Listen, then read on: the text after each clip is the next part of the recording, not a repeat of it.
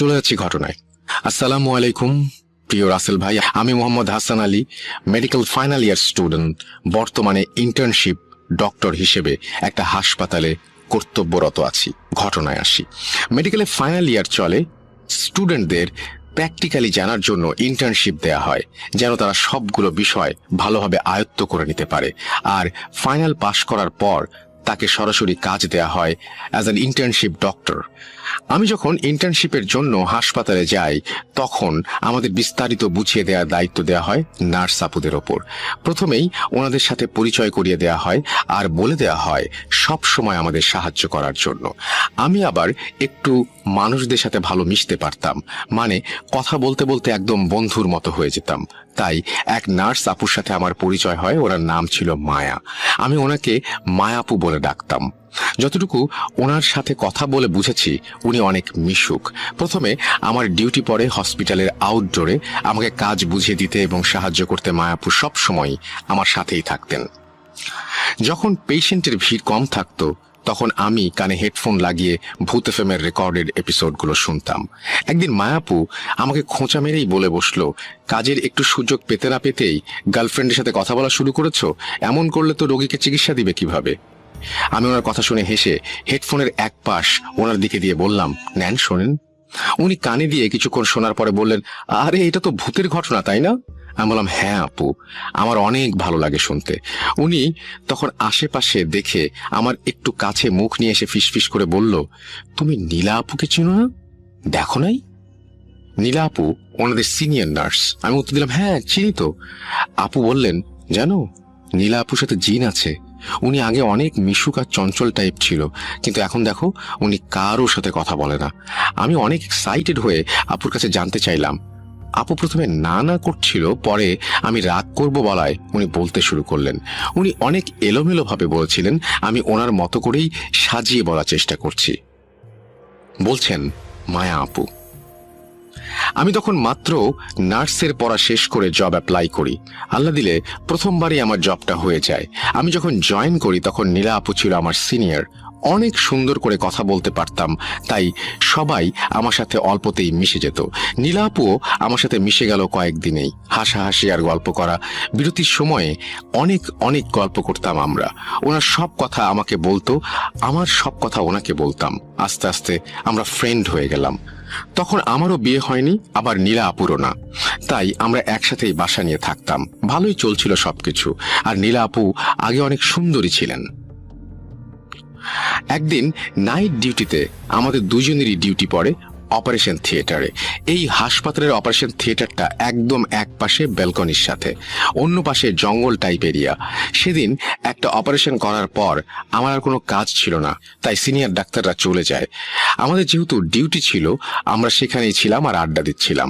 রাত গভীর হয়ে যাচ্ছিল, তাই রাতের খাবার নিয়ে আসার জন্য আমাদের নিচতলায় নার্স স্টাফ রুমে খাবার আনতে যাই।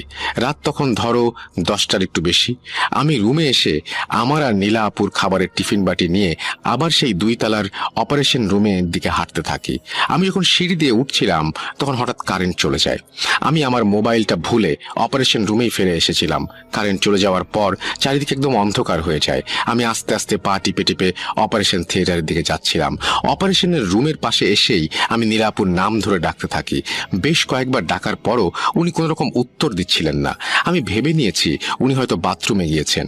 এই ভেবে আমি বসে আছি, আমার মোবাইল খুঁজে মোবাইল টিপছি আর গুনগুন করে গান গাচ্ছি। মিনিট 15 হয়ে গেছে, তাও উনি আসছেন না দেখে আমি মোবাইলের ফ্ল্যাশ জ্বালিয়ে জোরে জোরে ওনার নাম ধরে ডাকছিলাম আর ব্যালকনি দিয়ে এইদিক ওইদিক খুঁজছিলাম। কিছু দূর যাওয়ার পর দেখি মানুষের মতো কিছু একটা সেই ব্যালকনিতে দাঁড়িয়ে আছে। সেটা একদম শেষ দিকে শো অবস্থায় শূন্যে ভেসে আছে, এমন একটা অবস্থা। আমি জোরে করে নীলা আপু বলে ডাক দিতেই মনে হলো জিনিসটা ভেসে থাকা থেকে ধপাস করে নিচে পড়ে গেল। সাথে সাথে লাইট জ্বলে উঠল। দূর থেকে দেখতে পাচ্ছিলাম নার্সের ড্রেস গায়ে কেউ ব্যালকনির শেষ মাথায় শুয়ে আছে। আমি এক দৌড়ে গিয়ে দেখি নীলা আপু মাটিতে অজ্ঞান হয়ে পড়ে আছে। ওনার নাক মুখ দিয়ে রক্ত পড়ছে আর ওনার গলায় কালো একটা দাগ হয়ে আছে। সেটা একদম ফুলে রক্ত জমাট বেঁধে গেলে যেমন দেখায় তেমন। আমার চিৎকার শুনে নিচ থেকে কয়েকজন নার্স আর স্টাফ ছুটে আসে। নীলা আপুকে ধরাধরি করে স্টাফ রুমের দিকে নিয়ে যাওয়া হয়। ওনার মাথায় পানি ঢালতে থাকি আমরা। কিছুক্ষণ পর ওনার জ্ঞান ফিরে আসে। জ্ঞান ফেরার পরে উনি কেমন যেন ভয় ভয় নিয়ে চারিদিকে তাকাচ্ছেন। আমি পাশে বসতেই আমাকে শক্ত করে জড়িয়ে ধরে কাঁপতে শুরু করেন। আমি কাউকে কিছু বললাম না। আবার ওনাকেও কিছু জিজ্ঞেস করতে না দিয়ে নীলা আপুকে নিয়ে বাসায় চলে আসলাম। বাসায় আসার পর থেকে ওনার অনেক জ্বর। আমি মাথায় পানি দিচ্ছিলাম আর ওনার কপালে ভেজা কাপড় রাখছিলাম। উনি জ্বরে কাঁপছে আর কি যেন সব বলেই চলেছে। উনি এত বেশি কাঁপছিল যে কি বলতে চাচ্ছে উনি সেটা বোঝাই যাচ্ছিল না। শুধু এটুকু বুঝছিলাম কারো কাছে উনি মাফ চাচ্ছে আর বলছে ছেড়ে দাও, আমি রাজি। আমি ওনাকে ধাক্কা দিলাম। উনি চোখ খুলে তাকালো, পানি চাইলো, পানি দিলাম। উনি আমাকে কিছু একটা বলতে চাইলেন। আমি ওনাকে বললাম ঘুমিয়ে যেতে। পরদিন সকালে উনি অনেকটাই সুস্থ হয়ে যায়। আজকেও আমার নাইট ডিউটি আছে নীলা আপুরও। আমি ওনাকে জিজ্ঞেস করলাম আজকে ডিউটিতে যাবে তো, নাকি বড় স্যারকে ফোন দিয়ে ছুটি নিব। উনি কিছুই বললেন না, একভাবে জানালা দিয়ে বাইরে তাকিয়ে রইলেন। আমি পাশে গিয়ে ধাক্কা দিতেই ওনার ঘোর কাটলো। আমি তখন ওনাকে জিজ্ঞেস করলাম কালকে রাতে কি হয়েছিল আপু। আমার কথা শুনে উনি কেমন যেন ভয়ে একটু নড়ে উঠলেন। আমি চিন্তা করছিলাম এখনই এই কথাটা মনে হয় জিজ্ঞাসা করা ঠিক হয়নি। কিছুক্ষণ চুপ থেকে আপু বললেন আমি যখন খাবার আনতে চলে গেলাম, উনি তখন অপারেশন থিয়েটারের বাইরে দরজার পাশেই একটা চেয়ার নিয়ে বসেছিলেন। হঠাৎ করেই কারেন্ট চলে যায়, চারপাশে অন্ধকার হয়ে যায়। উনি আমার নাম ধরে নাকি কয়েকবার ডাকও দেয়। এর মাঝেই হঠাৎ অপারেশন থিয়েটারের ভেতর থেকে কিছু একটা নিচে পড়ে যাওয়ার শব্দ হয়। উনি অপারেশন থিয়েটারের ভেতরে যায় কি হয়েছে দেখতে। উনি এদিক ওদিক তাকাতে থাকে। জানলার হালকা একটু আলোতে উনি দেখেন অপারেশন থিয়েটারের ভেতর বড় একটা মানুষের ছায়ার মতো কিছু একটা, কিন্তু তার মাথাটা অনেক বড় আর লম্বা। জিনিসটা অনেক জোরে জোরে নিঃশ্বাস নিচ্ছিল, যেমনটা আমাদের রাগ হলে হয়। মনে হচ্ছিল সেই জিনিসটা এতই রেগে আছে যেন একদম ছিঁড়ে খেয়ে ফেলবে। এরপর সেই ছায়াটা আস্তে আস্তে ওনার পাশে আসতে থাকে। উনি জোরে চিৎকার দিয়ে দৌড়ে পালাবার চেষ্টা করেন, কিন্তু তার পা মনে হচ্ছিল পাথর হয়ে গেছে। এরপর উনি ফিল করছিলেন সেই ছায়াটা এখন এতই কাছে চলে এসেছে যে সেইটার নিঃশ্বাস ওনার গায়ে লাগছে। সেই ছায়াটা ওনার গলা শক্ত করে চেপে ধরে। এরপর তার আর কিছু মনে নেই। ওনার কথা শুনে আমি অবাক হয়ে যাই, কারণ ওনাকে আমি যখন পেয়েছিলাম সেটা ছিল আমাদের হাসপাতালের মর্গের পাশের ব্যালকনিতে। উনি অপারেশন থিয়েটারের ওখান থেকে সেই শেষের ব্যালকনিতে কিভাবে গেলেন? আমি তো ওনাকে শূন্যে ভাসতে দেখেছিলাম। আমি তাকে এতটুকু বলার পরে নীলা আপু রুমে আসলেন। মায়া আপু ঘটনা বলা থামিয়ে উঠে দাঁড়ালেন। আমি ভালো করে নীলা আপুকে দেখলাম।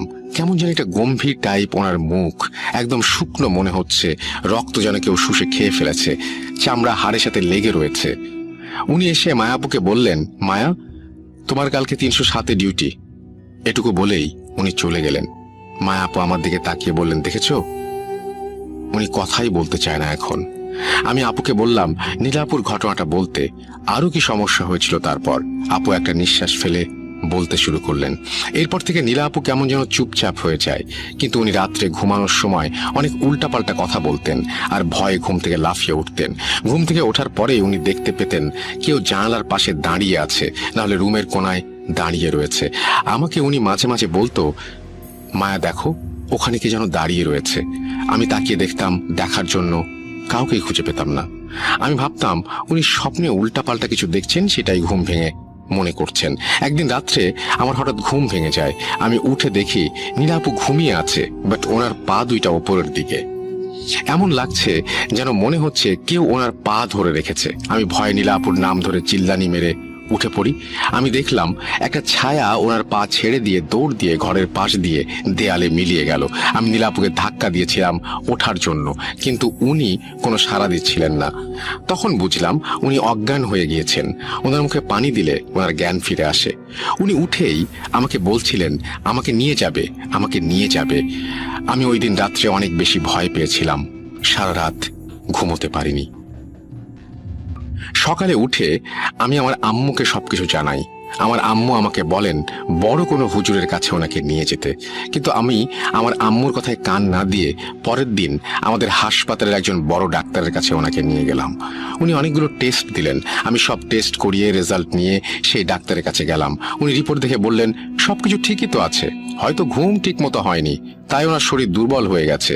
এই বলে তিনি কিছু ওষুধ দিলেন। আমি ওষুধ নিয়ে নীলাপুকে নিয়ে বাসায় চলে আসলাম। নীলাপু কেমন যেন আস্তে আস্তে শুকিয়ে যাচ্ছে। উনি চিকন হয়ে যাচ্ছিলেন, মনে হচ্ছিল ওনার শরীরে শক্তি নেই, কেমন সাদাটে হয়ে যাচ্ছেন। ওনার অবস্থা দেখে আমার নিজেরই খারাপ লাগছিল। তখন আমার আম্মুর সেই হুজুরকে দেখানোর কথা মনে পড়ল। আমি খোঁজ নিয়ে পাশের এলাকাতেই একজন হুজুরের সন্ধান পেলাম। নীলাপুকে বললাম, আপু চলো তোমাকে হুজুরের কাছে নিয়ে যাব। উনি যেতে চাচ্ছিল না, আমি জোর করে ওনাকে নিয়ে গেলাম। হুজুরের বাসায় গিয়ে নক করলাম। একজন মাঝবয়সী লোক এসে সালাম দিয়ে বলল, কাকে চাই? আমি উত্তর দিলাম, হুজুরের সাথে আমাদের কথা আছে, ওনার সাহায্য দরকার। উনি বললেন, ভেতরে আসেন। ভেতরে গিয়ে সেই লোকটি হুজুরের কানে কানে কি যেন বলল। উনি আমাদের দিকে তাকিয়ে একটা ঘর দেখিয়ে বসতে বলল। আমি আর নীলা আপু রুমে গিয়ে বসলাম। কিছুক্ষণ পর হুজুর এসে বসলেন। উনি নীলাপুকে ওনার সামনে বসতে বললেন। নীলা আপু ওনার সামনে বসার পর উনি কিছু একটা পড়ে একটা গ্লাসের পানিতে ফু দিয়ে সেই পানি ওনার হাতে নিয়ে নীলা আপুর ওপর ছিটিয়ে দিলেন। আর কিছু একটা উনি পড়ছিলেন। আমি চিন্তা করছিলাম মনে মনে, আরে উনি আমাদের সমস্যা জানতে চাইছেন না কেন? আমি তো ওনাকে কিছু বলতে যাব। এই সময় হুজুর আমাদেরকে তাকিয়ে বলছে, ইনার উপরে তো কালো জাদু করা হয়েছে, খুবই বাজেভাবে কালো জাদু করা হয়েছে এনার ওপর। যেই উদ্দেশ্য নিয়ে কালো জাদু করা হয়েছে সেটা পূরণ না হলে উনি আস্তে আস্তে রক্ত শুকিয়ে মারা যাবে। আমি শুনে ভয় পেয়ে যাই। আপুর দিকে তাকিয়ে দেখি উনি কান্না করছেন। আমি হুজুরকে বলি, কে করেছে এই জঘন্য কাজটা? হুজুর কিছু না বলে চোখ বন্ধ করলেন। 5-6 মিনিট উনি চোখ বন্ধ করে আছে। হঠাৎ বলতে শুরু করলেন, আমার এই আপুকে তার গ্রামেরই একটি ছেলে অনেক পছন্দ করত। সে অনেকবার তাকে বিয়ের কথা জানিয়েছে, কিন্তু উনি ছেলেকে বিয়ে করবেন না বলে জানিয়েছিলেন। ছেলেটা তার ফ্যামিলিকেও অনেক বুঝিয়েছে, কিন্তু উনি তাতেও রাজি হয়নি। পরে ছেলেটি রাগে ক্ষোভে তোমার আপুর ওপর কালো জাদু করেছে। সেই কালো জাদুর পর থেকেই সেই কালো জাদুর প্রভাবে নীলা আপুর ওপর জিন এসে ওনাকে নিয়ে যেতে চাইতো। আমি তাকে হাসপাতালে শূন্যে ভাসতে দেখেছিলাম, সেটাও সেই জিনেরই কাজ ছিল। আবার সে রাত্রে ঘুমালে স্বপ্নে জিন এসে ভয় দেখাতো, তার সাথে যেতে বলতো। আমি হুজুরকে বললাম, হুজুর যেভাবেই হোক ওনার কালো জাদু কাটিয়ে দিন। মাত্র কয়েকদিনেই ওনার অবস্থা অনেক খারাপ হয়ে গিয়েছে। এইভাবে আর কিছুদিন গেলে উনি মারা যাবেন। হুজুর আমাকে বললেন, এই কালো জাদু যেভাবে করা হয়েছে আমি সেটা কাটাতে পারবো না, তবে আমি একজনের সন্ধান দিচ্ছি, ওনার কাছে গেলে উনি সাহায্য করবেন।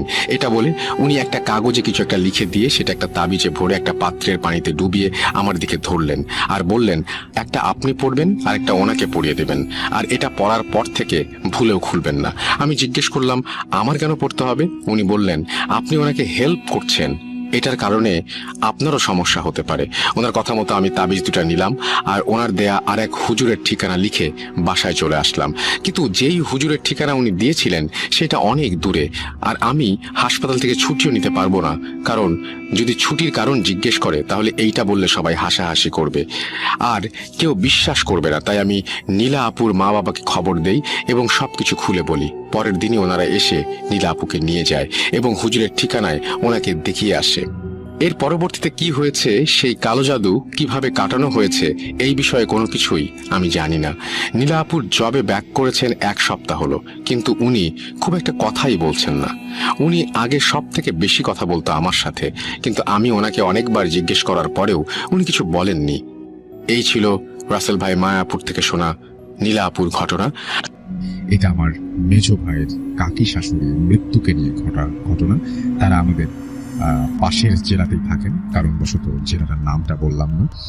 মূল ঘটনায় যাবার আগে কিছু কথা বলে রাখি। আমাদের হিন্দুদের মৃত ব্যক্তিকে যারা শ্মশানে নিয়ে যায় তাদেরকে কাঠরে বলে, আর আমাদের মারা যাওয়ার 11 দিন থেকে শ্রাদ্ধের বিভিন্ন আনুষ্ঠানিকতা আরম্ভ হয়। 12তম দিনে মহাভোজের আয়োজন হয় এবং 13তম দিনে কীর্তন ও প্রার্থনা হয়, আর মহাভোজের দিন মৃত ব্যক্তির আত্মার উদ্দেশ্যে নিমন্ত্রণ করা হয়।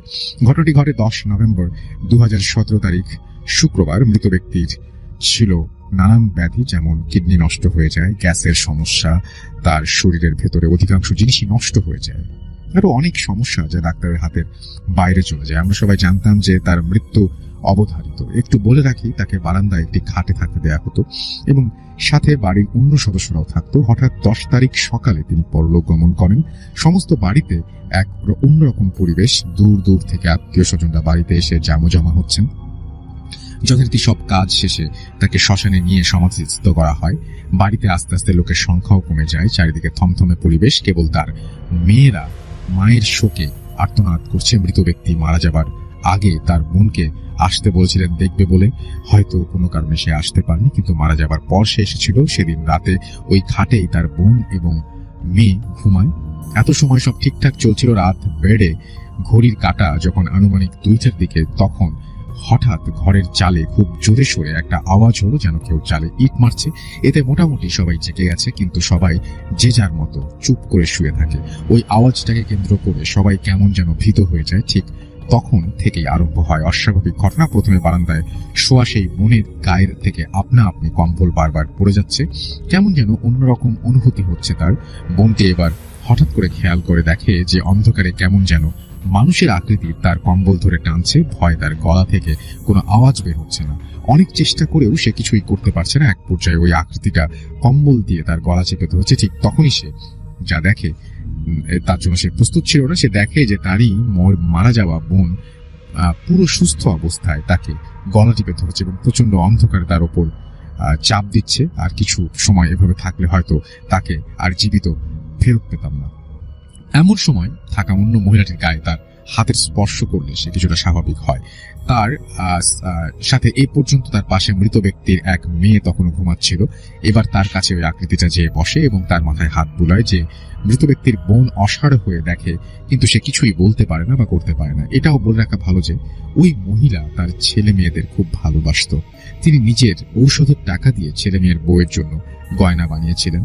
তারপর থেকে বাড়িতে সবসময় থমথমে পরিবেশ থাকতো। ঘটনা এখানেই শেষ হয়নি, এবার আরো রোমাঞ্চকর কিছু ঘটনা ঘটে। এবার শ্রাদ্ধের দিন বাড়ি ভর্তি সব লোকজন নিয়ম অনুসারে সব কাঠুরেদেরকে নিমন্ত্রণ করে মহাভোজে অংশগ্রহণ করার জন্য। আর সেই সাথে ওই মৃত ব্যক্তি ও অন্য প্রয়াত ব্যক্তিদের নিমন্ত্রণ করা হয়েছে। তাদেরকে সময় দেওয়া হয়েছে রাত 9টার সময়।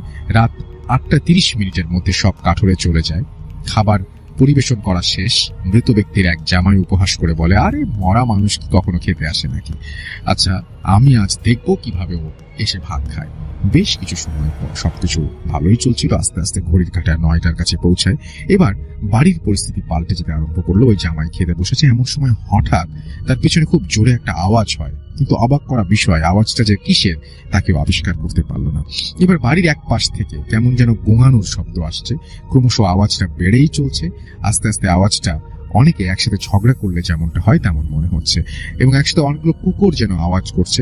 সেখানে মাত্র একটি কুকুর ছিল এবং সেটা সবার সামনেই বসা ছিল। ওই কুকুরটাও ভয়ে ওই দিকে যাচ্ছে না। এবার রাত 9টা বাজে। সবাই খাবার দাবার খাওয়ার জন্য প্রার্থনা করে খেতে আরম্ভ করে। ঠিক তখনই সব আওয়াজ থেমে গেল। এবার যা আরম্ভ হলো, ওই পাশ থেকে সেখানে নিমন্ত্রণ করা হয়েছে সেখান থেকে কিছু অস্বাভাবিক শব্দ শোনা যাচ্ছে। অনেকটা মাংসের হাড় চিবানোর শব্দ, কটর মটর। সবাই এই শব্দ শুনতে পারছিল। তখন মৃত ব্যক্তির স্বামী ভাবে যে আসলে এটা কিসের আওয়াজ, সত্যি কি সে এসে খাবে? তো তিনি ওই পাশে আস্তে আস্তে করে দূর থেকে তাকায়। তাকানোর পর সে যে দেখে, আমাদের সবাইকে হতবাক করে দেয়। সে তার মৃত স্ত্রীকে দেখতে পায় এবং সে সেখানে খেতে বসেছে। সেখানে মৃত ব্যক্তিকে নিমন্ত্রণ করা হয়েছিল সেখানে, এবং এটা তিনি শুধু দেখেননি, বাড়ির অন্য লোকেরাও দেখে এবং বাড়িতে যত লোক ছিল তারা সবাই প্রচন্ডভাবে ভয় পেয়ে যায়। এভাবে বিভিন্ন ভীতিকর পরিবেশের মধ্য দিয়ে কাটে সারা রাত। তারপর থেকে আর তেমন কিছু ঘটেনি। এখন পর্যন্ত সবই ঠিকঠাক আছে। মৃত ব্যক্তির আসার প্রমাণ পাওয়ার জন্য ওই জায়গায় পাতলা করে মাটির প্রলেপ দেওয়া হয়, যাতে কেউ আসলে তার পায়ের ছাপ পড়ে যাবে। পরদিন সেখানে পায়ের ছাপ পাওয়া যায়, মানুষের মতো পরিপাটি হয়ে খাওয়া ও অনেক নমুনাও পাওয়া যায়। এবং আমি নিজে না থাকলে হয়তো কখনো বিশ্বাস করতাম না এটা তাদের বাড়ির মধ্যে ঘটে যাওয়া ঘটনা। এবং অনেকে অবিশ্বাস করতে পারেন এবং বিশ্বাস নাও করতে পারেন, কিন্তু আমি নিজে এই ঘটনার প্রমাণ। ভালো থাকবেন। কিছুদিন আগেও আবার একটা ঘটনা ঘটছে, সময় করে লিখে পাঠাবো। তো এই ঘটনাটি তিনি লিখেছেন এবং থ্যাংক ইউ ভেরি মাচ আপনার ঘটনার জন্য। আপনাকে অনেক ধন্যবাদ। তো যেভাবে লিখেছেন আমি সেভাবেই পড়ে শোনাচ্ছি। তিনি লিখেছেন যে, রাসেল ভাই সালাম নেবেন, আশা করি ভালো আছেন। আপনি তো সবসময় ভালোর দলে। আমি মোহাম্মদ সামাউন হাবিব, দিনাজপুর, এবং তিনি বর্তমানে পুলিশে কর্মরত আছেন। এবং তিনি বলছেন যে, আমি একজন নিয়মিত শ্রোতা, আমি আপনাদের সব এপিসোড শুনি। সময়ের কারণে আপনাদের ওখানে যেতে পারলাম না। আজ আমি যে ঘটনাটি বলছি সেটা একটি সত্য ঘটনা। যে সময় এই ঘটনাটি ঘটেছে আমি সেই সময় আমার বাসায় ছিলাম, আর এটা ঘটে আমার পরিচিত এক লোকের সঙ্গে। সঙ্গত কারণে এই ব্যক্তির নাম বলছি না, ভালো লাগলে পড়ে শোনাবেন। বলে রাখি যে জায়গায় ঘটনাটা ঘটেছে সেটা হলো দিনাজপুর জেলার বিরল থানায়। আমাদের দিনাজপুর জেলার বিরল থানায় টাঙ্গাইল নামের একটি নদী আছে। এর অবস্থান হলো দিনাজপুর সদর থেকে সোজা পশ্চিম। সেই নদী দিয়ে একটি সত্যি ঘটনা পাঠালাম, নদী নিয়ে একটি সত্যি ঘটনা পাঠালাম। এই নদীতে এমন একটি ঘটনা ঘটে যে প্রতি বছর একই সময় ওই নদীতে প্রচুর মাছ পাওয়া যায়। ওই মাছ আসে কোথা থেকে তা কেউ বলতে পারে না। আর এই ঘটনা ঘটে বেশ কয়েক বছর ধরে। আর এই নদীর অবস্থান হলো ভারতবর্ষের একদম বর্ডারের কাছাকাছি। আবার সেই নদীতে আগে কোনো সেতু ছিল না, নতুন সেতু তৈরি করা হলো এবং ওই এলাকার জমি সেচ দেওয়ার জন্য হতো সেই পানি দিয়ে। আর তাই ওই সেতুর সাথেই একটা গেট লাগানো হলো এবং জমি সেচ কাজের জন্য সেই স্লুইস গেটের পানি ব্যবহার করা হতো। এবার ঘটনায় যাই, যেই সময়ে নদীতে মাছ পাওয়া যায় সেই সময় অনেক লোকজন সেই নদীতে মাছ ধরতে যায়, আবার কেউ দেখতে যায়, আবার কেউ মাছ কিনতেও যায়। যার সঙ্গে ঘটনা ঘটে সে গিয়েছিল সেখানে মাছ ধরতে। সে তার জাল দিয়ে অনেক মাছ ধরে। সে সেখানে মাছ ধরতে যায় সকালবেলা, আর তার মাছ ধরতে ধরতে দুপুর হয়ে যায়। আর যার সাথে ঘটনা ঘটে সে মোটামুটি ভালো মাছ ধরতে পারে। তো দুপুর 2টার দিকে তার মাছ ধরার জালটা অন্য আরেকজনের জালের সঙ্গে প্যাঁচ খায়। সে সেই জালের প্যাঁচটা খোলার জন্য পানির মধ্যে ডুব দেয়। সে তো পানির মধ্যে কিছুটা সমস্যা অনুভব করে এবং অনেকক্ষণ পানিতে আছে, তাই মনে হয় খারাপ লাগছে।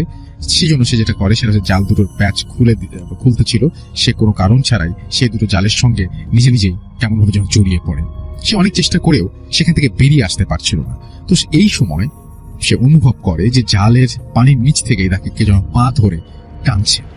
সে অনেক চেষ্টা করছে পানির উপরে উঠে আসার জন্য, কিন্তু পারছে না। পানির ওপরে, পানির নিচে আবছা আলোতে সে দেখতে পায় যে ছোট একটা বাচ্চার মতো কিছু একটা তার পা ধরে টানছে এবং জালের সঙ্গে তাকে পেঁচিয়ে ফেলছে। আরো অবাক করা বিষয় হলো তার শরীরে কোনো শক্তি সে পাচ্ছিল না। তো অনেক কষ্টে পানির ওপরে উঠে সে চেঁচিয়ে বলে, আমাকে বাঁচাও। এবং বলতে বলতে পানির নিচে গিয়ে দেখে সবাই, পানির নিচে যেতে দেখে যে সবাই মনে করে যে তার সমস্যা হয়েছে।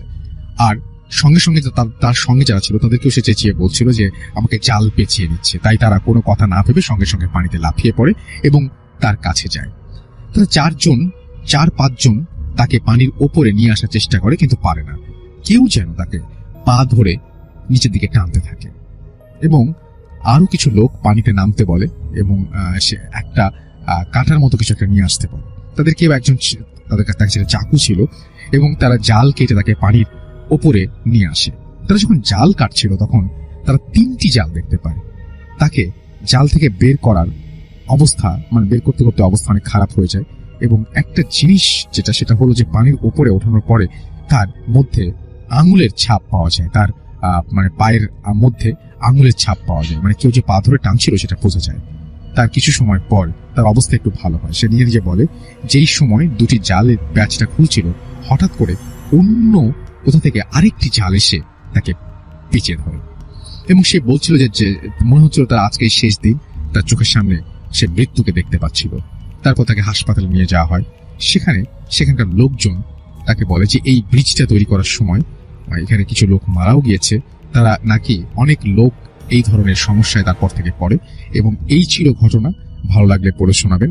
আমার কাছে এই জাল নিয়ে এরকম একটা ঘটনা খুব মজার লেগেছিল বলে আমি আপনাদেরকে শোনালাম। আশা করছি যে আপনাদেরও ভালো লেগেছে। তো যেভাবে লিখেছেন আমি সেভাবেই পড়ছি। ভাইয়া সালাম নেবেন, আশা করি ভালোই আছেন।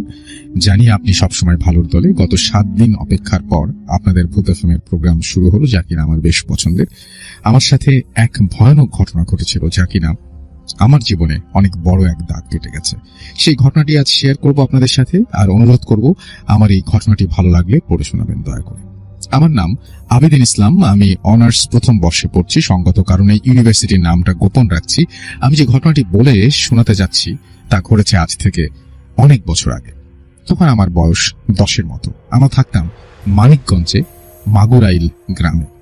ছোটবেলায় আমি যখন আমার মায়ের গর্ভে ছিলাম ঠিক তখন আমার মায়ের সাথে এক অদ্ভুত ঘটনা ঘটেছিল। তারপর থেকে আমার জীবনটা কেমন যেন বদলে যায়।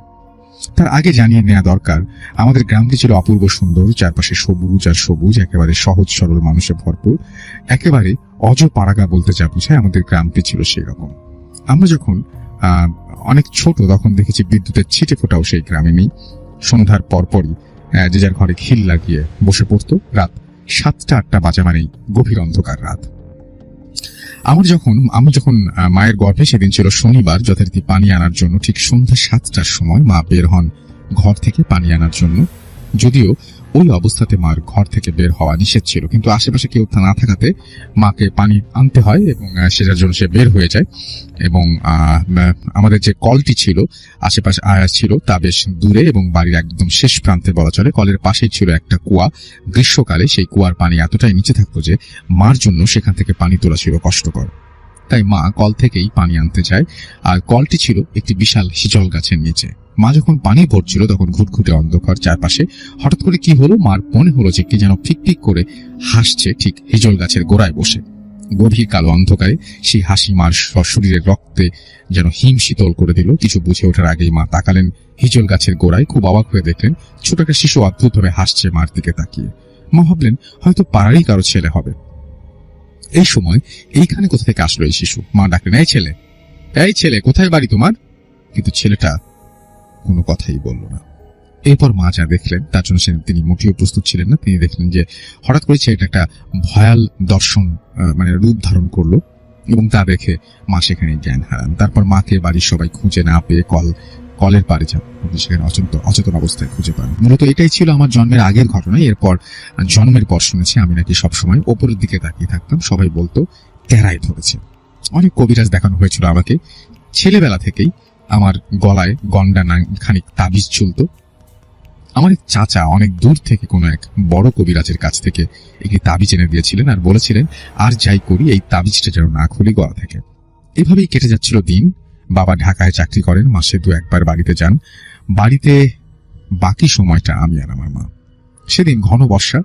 আমার এখনো পরিষ্কার মনে আছে সেই দিনটি শনিবার। স্কুল শেষ করে আমার বাড়িতে ফিরতে বিকেল গড়িয়ে গেছে। হাত মুখ ধুয়ে কিছু খেয়ে পড়তে বসেছি। হঠাৎ করেই মা এসে বললেন, চল তোর মাথায় তেল দিয়ে দিই। আমিও রাজি। তেল দিতে গিয়ে হঠাৎ মা বললেন, কিরে তোর গলায় সেই বড় তাবিজটা কই? আমি খুব অবাক হয়ে লক্ষ্য করলাম আমার গলায় সেই বড় তাবিজটা নেই। তো কোথাও হয়তো পড়ে গেছে। মা আমার কথায় ভীষণ রাগ করলেন, কিন্তু তখন আমি বুঝতে পারিনি কি অপেক্ষা করছে আমার জন্য। কিন্তু এত বছর আমার সাথে আর কিছুই হয়নি, তাই এক প্রকার উড়িয়েই দিয়েছিলাম। রাত ঠিক 12টা কি 1টা হবে।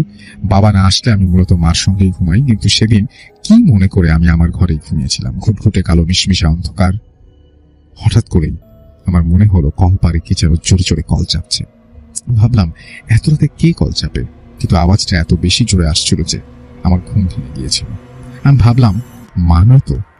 একবার ভাবলাম দেখি, মাকে ডাকি। আবার ভাবলাম না, হয়তো পাশের বাড়ির কেউ হবে। প্রিয় লিসেনার, আজকের এই ইমেল এপিসোডটি অনেক ভয়ঙ্কর হতে যাচ্ছে। আপনারা যারা সম্পূর্ণ ইমেল এপিসোডটি শুনবেন তা আপনারা বুঝতে পারবেন আজকের ঘটনাটি কতটা ক্লিয়ার এবং ভয়ঙ্কর। আজকের বাছাই করা ঘটনাগুলো আপনারা এক এক করে সবগুলো শুনবেন। চলুন আমরা সরাসরি ঘটনায় চলে যাব। কিন্তু আওয়াজ কেন জানি থামছেই না। এতক্ষণ ধরে কল চেপেই যাচ্ছে। কে চাপছে? হঠাৎ করে এই শব্দটা একেবারে মিলিয়ে গেল। আমি কান খাড়া করে রাখলাম। মনে হচ্ছিল আমার জানালার পাশে কে যেন দাঁড়িয়েছে। আমি পরিষ্কার তার অস্তিত্ব অনুভব করছিলাম। খানিক বাদেই মনে হলো কে যেন ফুঁপিয়ে ফুঁপিয়ে কাঁদছে ঠিক আমার জানালার পাশে দাঁড়িয়ে। একবার ভাবলাম মা নয়তো, কিন্তু না, গলাটা কেমন যেন অপরিচিত লাগছিল। কান্নার শব্দ আস্তে আস্তে বাড়তে লাগলো। ভয় আমার রক্ত পুরো হিম শীতল হয়ে গেছে। কে কাঁদছে এমন করে? একবার ভাবলাম জোরে চিৎকার করে মাকে ডাকি, কিন্তু এতটাই ভয় পেয়েছিলাম যে মাকে ডাকার সাহস হলো না। বেশ কিছুক্ষণ পর কান্নার শব্দটা থেমে গেল, একেবারে মিলিয়ে গেল। এমন করেই কখন জানি রাত শেষ হয়ে গেল। শুনলাম দূরে কোথায় আজানের শব্দ হচ্ছে। কোনো কান্নার শব্দ নেই, কল চাপার শব্দ নেই। পরের দিন সকালে উঠে খাওয়া দাওয়া করে স্কুলে চলে গেলাম। মাকে কিছুই বলিনি। স্কুল থেকে ফিরে সন্ধ্যায় মাকে জিজ্ঞেস করলাম, তুমি কি রাতে পানি ভরছিলে? মা বললেন, কই না তো। আমি বললাম, সারা রাত কি কল চাপলো, আবার ফুপিয়ে ফুপিয়ে কান্না করলো। কথাটা শুনে মার মুখ কেমন যেন রক্তবর্ণ হয়ে গেল। তিনি ঠাঁই দাঁড়িয়ে রইলেন আমার দিকে তাকিয়ে আর বললেন, আজ রাতে তুই আমার সাথে ঘুমাবি। আমি বললাম, ঠিক আছে। রাতে যখন আমি খেতে বসেছি ঠিক তখনই হঠাৎ করে বাবা যেন কোথা থেকে আসলেন, যদিও বাবার আসার কথা না। বলেন ঢাকায় কি যেন একটা ঝামেলা হয়েছে, গন্ডগোল, অফিস বন্ধ থাকবে, তাই চলে এসেছেন।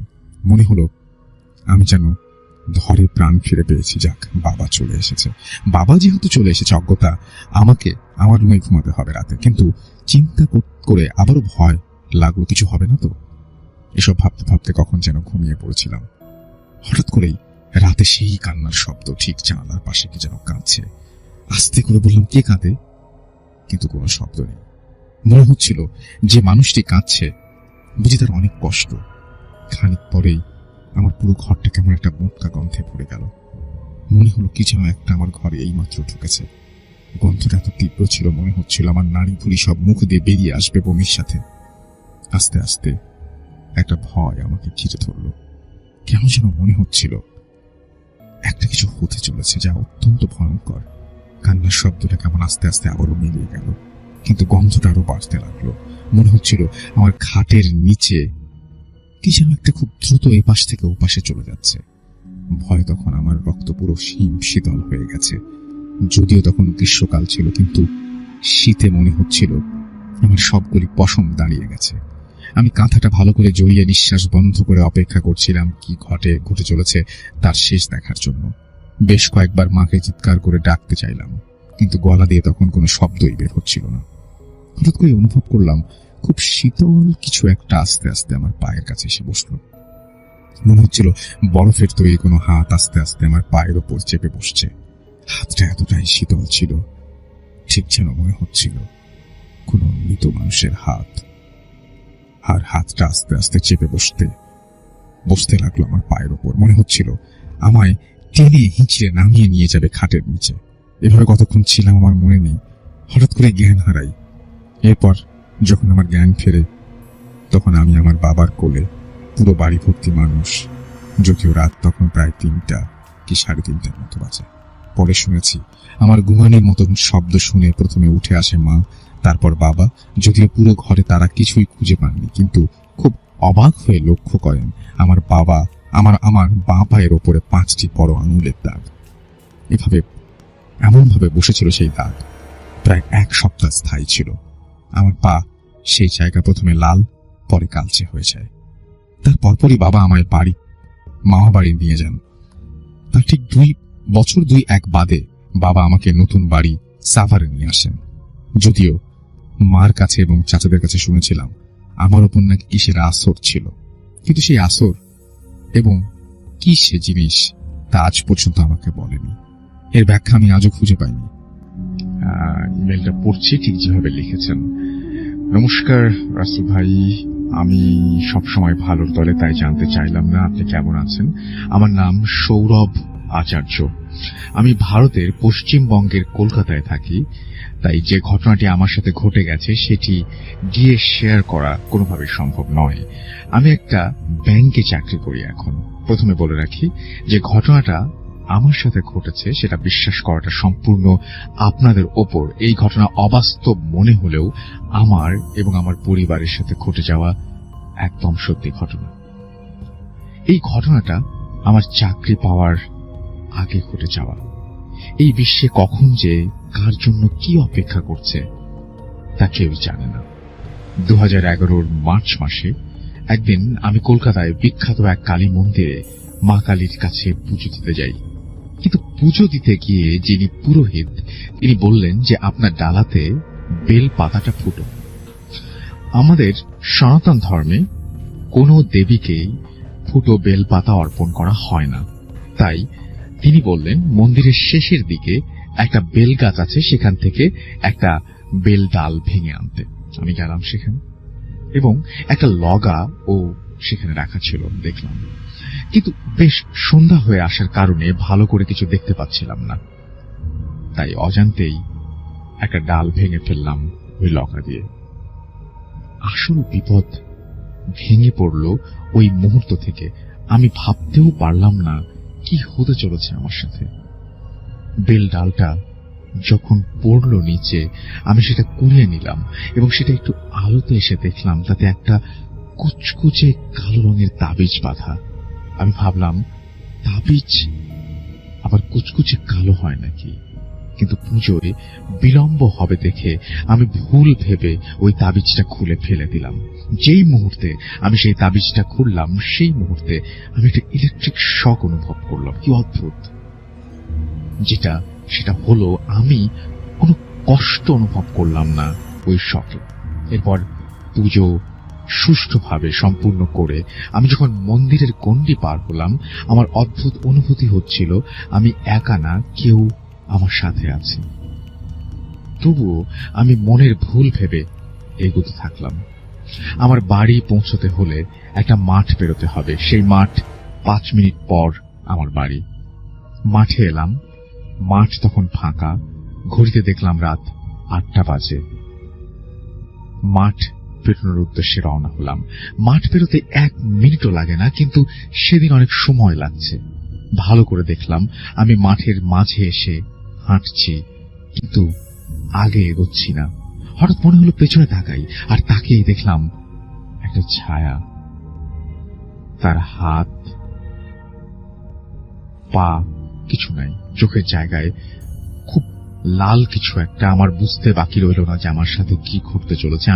আমার শরীর ঘামতে শুরু করলো। আমি পেছনে তাকিয়ে দেখি ছায়ামূর্তিটির অবস্থান একই জায়গায়।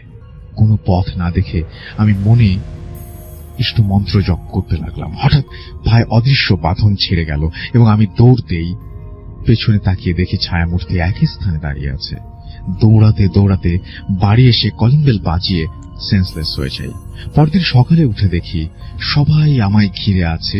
কি হয়েছে জানতে যাওয়ার পর সব ঘটনা খুলে বলি, কিন্তু সেই তাবিজটার ব্যাপারটা সবার মনে খটকা বাঁধিয়ে দেয়। তখন আমাকে এক ফকির বাবার কাছে নিয়ে যাওয়া হয়। আমি যখন সেই ফকির বাবার কাছে যাই, কিছু না শুনেই তিনি আমায় দেখে বললেন, এই জিনিস কোথা থেকে জুটলো তোর কপালে? তখন তিনি আমাকে কিছু একটা বললেন, যেটা হচ্ছে আরবি ভাষায় কিছু একটা বলেছিলেন, এবং আমার দিকে ফু দিয়ে বললেন যে এবার গেছে, কিন্তু আবার আসবে। তখন আমার বাবা সেই ফকির বাবাকে বললেন, কি গেছে, কিসের কথা বলছেন আপনি? তখন তিনি বললেন, এক ছায়ামূর্তি আছে আমার সাথে, যা খালি চোখে আমরা দেখতে পাচ্ছি না। তখন আমার মুখে সব বিবৃতি শুনে তিনি বললেন, ওই তাবিজ কোনো সাধারণ তাবিজ নয়। ওই তাবিজের সাথে এক নৃশংস আত্মা বাঁধা ছিল, আর সে আমাকে মেরে ফেলবে, কারণ ওই আত্মার ধারণা আমার জন্যই নাকি তাকে ওখানে বন্দী থাকতে হয়েছে। তিনি বললেন, এই আত্মাকে বশ করা তার পক্ষেও নাকি সম্ভব না। তিনি এক জায়গায় এক ব্যক্তির নাম দিলেন এবং সেখানে গেলে উপায় হবে বলে দিলেন। বিশেষ কারণে ব্যক্তির নাম, কিন্তু নাম বলছি না, এবং জায়গার নাম বলছি। জায়গাটি হলো বীরভূম জেলার তারাপীঠ, এবং এটি একটি বিখ্যাত পীঠস্থান যেখানে অনেক অঘোর সম্প্রদায়ের মানুষ থাকে, এবং সেখানে তন্ত্র সাধনায় সিদ্ধ অনেক মানুষ থাকে। আর যার সন্ধান সেই ফকির বাবা দেন, তিনি অঘোর সম্প্রদায়ের এক মানুষ। সেদিন যাওয়া হলো, কিন্তু সেদিন রাতে ঘটল এক ঘটনা। রাতে আমার সাথে আমার দাদা ছিল। আমার যাতে কোনো ক্ষতি না হয়, সেই আত্মা যেন কোনো ক্ষতি করতে না পারে এই জন্য। কিন্তু বাবা মাকে ডাকলাম। বাবা এসে ইষ্ট মন্ত্র জপ করে কানের মধ্যে 3 বার ফু দিল, এবং দাদা উঠে গিয়ে বলল, স্বপ্নে নাকি এক ছায়ামূর্তি ওর গলা চেপে ধরেছিল। সব শুনে বুঝতে বাকি রইল না যে আমার সাথে সেই ছায়ামূর্তি আমার পরিবারেরও ক্ষতি করতে পারে। ভয় পেয়ে গিয়ে সবাই সেই রাত 3টা জেগেই কাটালাম। পরদিন ভোরবেলায় আবার বেরিয়ে পড়লাম সেই তারাপীঠের উদ্দেশ্যে। তখন যখন পৌঁছালাম, সেই ব্যক্তিকে খুঁজে পেতে কোনো অসুবিধা হলো না। তাকে সব ঘটনা খুলে বললাম, এবং সেই দিন রাতে আসতে বললেন তিনি। আমরা রাতে গেলাম সেখানে। তারপর তিনি আমায় এক লাল সিঁদুরে আঁকা গণ্ডিতে বসতে বললেন। দীর্ঘ 1 ঘন্টা কিছু কার্যকলাপ করার পর হঠাৎ বুঝলাম চারিদিকে একটা নিস্তব্ধতায় ছেয়ে গেছে, এবং কিছুক্ষণ পর জোরে জোরে বাতাস বইতে শুরু করলো। হঠাৎ সবাই দেখলাম সব থেমে গেল, এবং আরেকটা ছায়ামূর্তি সেই ব্যক্তির পাশে আঁকা অন্য এক গণ্ডিতে এসে স্থির হল, এবং তার সেই লাল চোখ যেন আজ আরো ভয়াবহ, যেন আগুন জ্বলছে সেই চোখে, এবং তীব্র এক প্রতিহিংসা আমার ওপর। সেই সাধু তাকে মন্ত্র বলে একটা কাঁচের শিশিতে বন্দি করে বললেন, এই আত্মা এখন বন্দি, এ আর কারো ক্ষতি করতে পারবে না। সেই কাঁচের শিশিটা সেই সাধু কি করলেন জানি না, ঈশ্বরের আশীর্বাদে আমি ভালো আছি। এই ছিল আমার ঘটনা, আমার সাথে ঘটে যাওয়া ঘটনা এবং আমার পরিবারের আমার প্রত্যক্ষ করা এক ভয়ানক ঘটনা। ভালো থাকবেন, আর যদি এই ঘটনা ভালো লাগে পড়ে শোনাবেন, খুব ভালো লাগবে। আপনাকে অনেক ধন্যবাদ আপনার ঘটনার জন্য। আমরা পরবর্তী ঘটনা যাব এবং এটা একটা ইমেল, আমরা ইমেলটা পড়তে চাই এন্ড আশা করছি আপনাদের এটা সবার আশা করছি ভালো লাগবে। ইমেলটা আমাদের একজন লিসনার আমাদেরকে পাঠিয়েছেন, যেভাবে লিখেছেন সেভাবে পড়ছি। হ্যালো রাসেল ভাইয়া, আশা করি ভালো আছেন। আমার নাম সাজিদ হাসান শফিন। আমার আর দুই বন্ধু তাইয়ব এবং তাহসিন, আমরা 3 জন মিলে মেহেরপুর জেলায় একটা বহুত একটা টিম খুলেছি এবং আমাদের জেলাতে আমাদের বিভিন্ন জায়গা থেকে আমাদের কাজ ভূত এফএমের ঘটনা কালেক্ট করা এবং ভূতের ফিল্মের আজকে তিনি একটা ঘটনা শেয়ার করছেন এবং আশা করছি যে সেটা সবার ভালো লাগবে। ঘটনাটি আজ থেকে 30 বছর আগের মেহেরপুর জেলা শহর থেকে মুজিবনগর যাওয়ার রোডে কোর্ট ছাড়িয়ে কিছু দূর শ্মশানের কাছাকাছি প্রায় একটি বাড়ি আছে। বেশ পুরনো আমলের বাড়ি, চারিপাশ বাঁশঝাড় ও বন জঙ্গলে ভরপুর। বাড়ির মালিকের নাম খালিদ শরীফ, বাবা মার একমাত্র সন্তান। ছোটবেলা থেকেই সে প্যারানর্মাল বিষয়ের সাথে অভ্যস্ত, যেমন ছাদে কারো হাঁটার শব্দ কিংবা মধ্যরাতে তার নাম ধরে ডাকার শব্দ। খালিদ ও খালিদ। বড় হয়ে সে এগুলোকে পাত্তা দিত না, কিন্তু তার লাইফের সবচেয়ে ভয়ঙ্কর ঘটনা ঘটে যখন তার বয়স 25 বছর পূর্ণ হতে যাবে তখন। তো ওই সময়ে রোজার ঈদ বেশ হাসি খুশিতেই বাড়ি আসে, কারণ ঈদের পরের দিনই তার 25তম জন্মদিন ছিল। সে ভেবেছিল এটাতে একটু সেলিব্রেট করা যায় কিনা, কিন্তু ঘটনা ঘটতে থাকে ঈদের দিন রাত থেকেই। ঈদের দিন সারা বিকেল বন্ধুদের সাথে ঘোরাঘুরি করে সন্ধ্যার একটু পর বাড়ির পথে রওনা দিল। বাড়ি থেকে 50 মিটার দূরে শ্মশানের শেষ মাথায় আসতে সে শুনতে পায় কি যেন তার নাম ধরে ডাকছে। সে পেছন ফিরে কাউকেই খুঁজে পায় না।